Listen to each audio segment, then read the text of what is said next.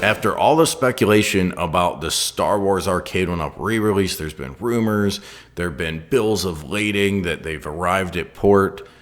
Some people, I think, were hoping it would be the Star Wars Sega trilogy. I'd love to see that. I didn't really expect that right now.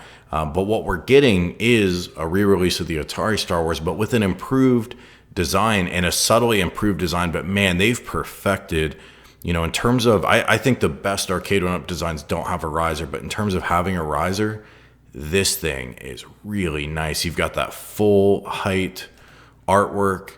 You've got absolute no redundancy. I'm going to take a look and show you guys the original design if it's been a while since you've seen it, but you'll see what I'm saying. They've really taken a nice design and perfected it. This is the original, and I always felt like this kick plate, detailed as it is, desperately needed a coin door. It's like this arcade was so close to looking authentic. I mean, they went to all that trouble to re-engineer this yoke to be cost effective for consumers, for God's sake. They did a really good job too.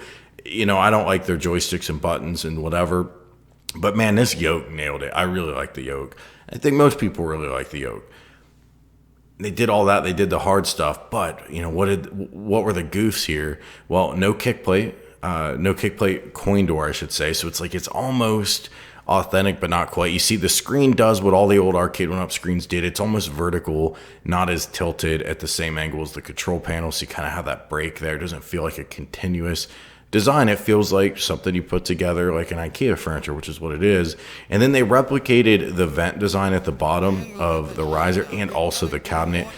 It really felt like those Arcade1ups were always designed so that you could pull it off the cabinet riser and it would look good, which I can understand. I just don't think people do that. I know there's always someone in the comments that says they do, and if you do, more power to you. But if you're putting it on a riser, you probably keep it. I mean, these things are just awkward to pull on and off. Like, how many times are you doing that, right? It's kind of one or the other. But even if you're off the riser, you know, I still don't think this looks crazy. It just kind of chops the art. But let's assume that most people keep this on the riser and play it. This looks super nice. It got the coin door with the light up buttons. Beautiful. I think that's a great place to sneak in the 1UP logo. I love the coin door design that they're bringing now. The design is continuous, flows straight through, just like that monitor angle seems to match or almost match the control panel, flows straight through. I mean, it looks awesome. It kind of looks like the artwork extends a little better up to the top too, but you know, this is just a render, so we'll have to see what the real product looks like, but this looks very nice.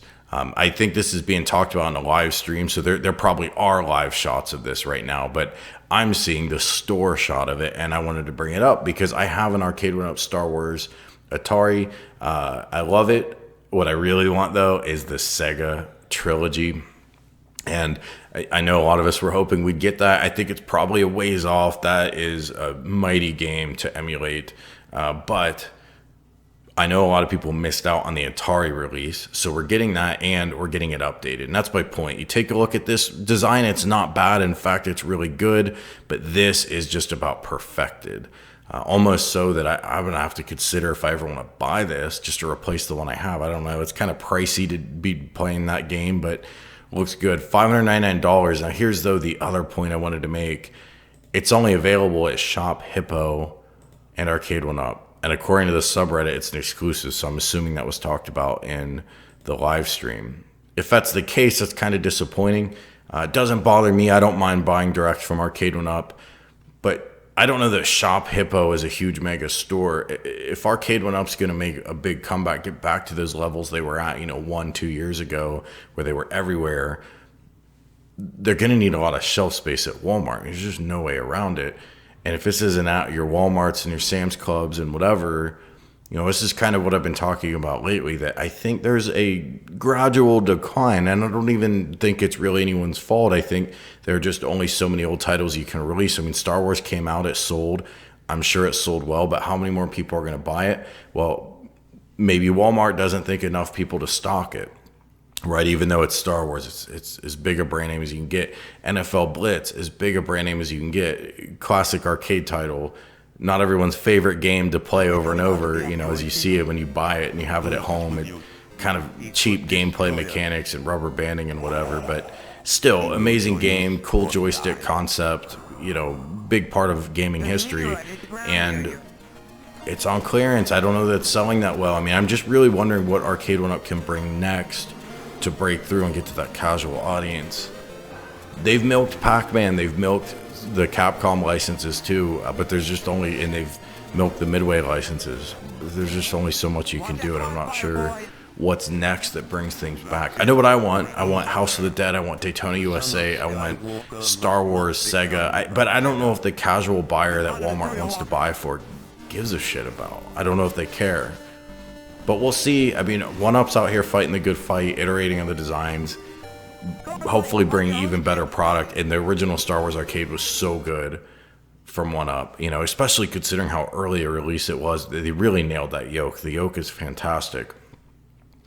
And now we get a better design. So assuming they kept the yoke the same, they didn't mess anything up with that, I would expect nice things here. What do you guys think? Did you miss out on the Atari Star Wars when it first dropped at retail?